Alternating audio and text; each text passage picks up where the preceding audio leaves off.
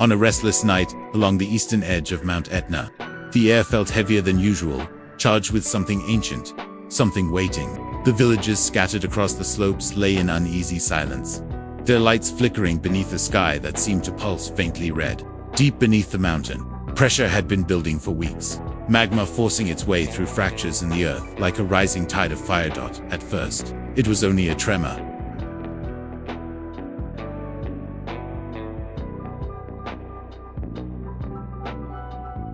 A low, almost imperceptible vibration rippled through the ground, as if the mountain had taken a slow, awakening breath. Dogs barked, windows rattled.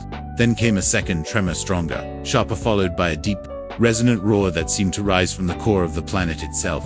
And then, Etna erupted.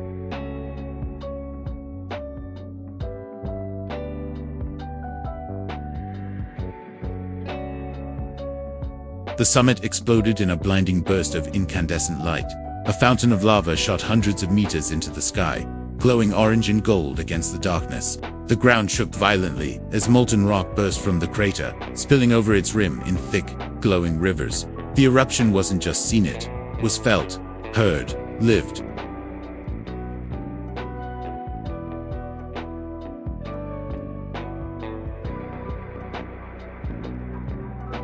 Columns of ash surged upward, forming a towering plume that climbed into the atmosphere, blotting out the stars. Lightning crackled within the cloud, violent flashes illuminating the churning mass of ash and gas. The sky had become a storm born not of water, but of fire and stone. The roar intensified.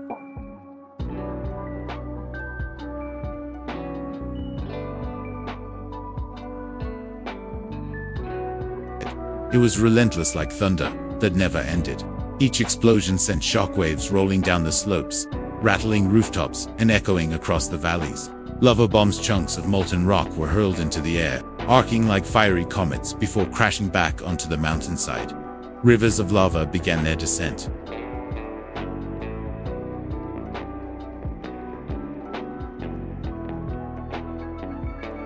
They moved slowly but irresistibly, consuming everything in their path. Trees ignited instantly, bursting into flames as the lava swallowed them whole. The ground hissed and cracked under the intense heat, and the scent of sulfur thickened the air, stinging the eyes and throat.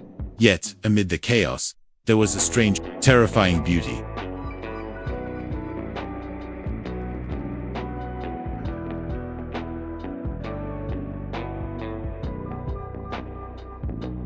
The lava glowed like liquid sunlight, illuminating the landscape in shifting shades of red, orange, and gold. Shadows danced wildly across the terrain, and the night was transformed into something otherworldly, a vision of Earth as it once was, raw and untamed. Hours passed, but the eruption did not weaken.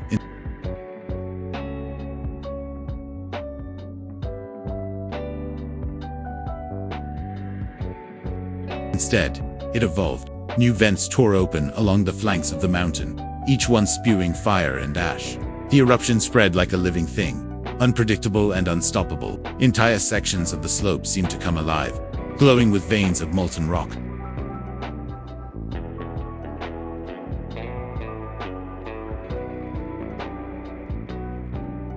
Far away, across the island of Sicily, people watched in awe and fear. The ash cloud drifted outward, darkening the sky even miles from the source. Fine particles fell like black snow, coating rooftops, streets, and fields in a silent, creeping layer. The earth continued to tremble.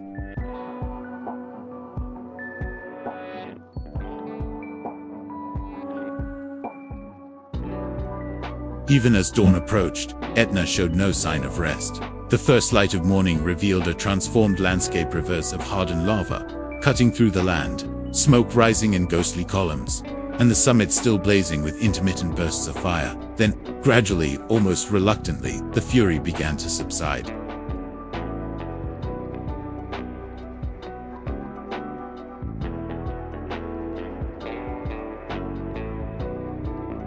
The lava fountains shrank. The roar softened into a distant rumble.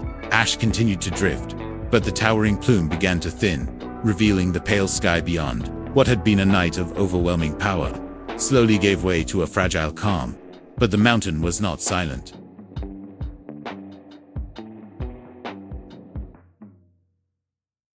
It never truly is. Even in its quiet, Mount Etna breathed, its slopes still warm, its depths still alive with molten fire.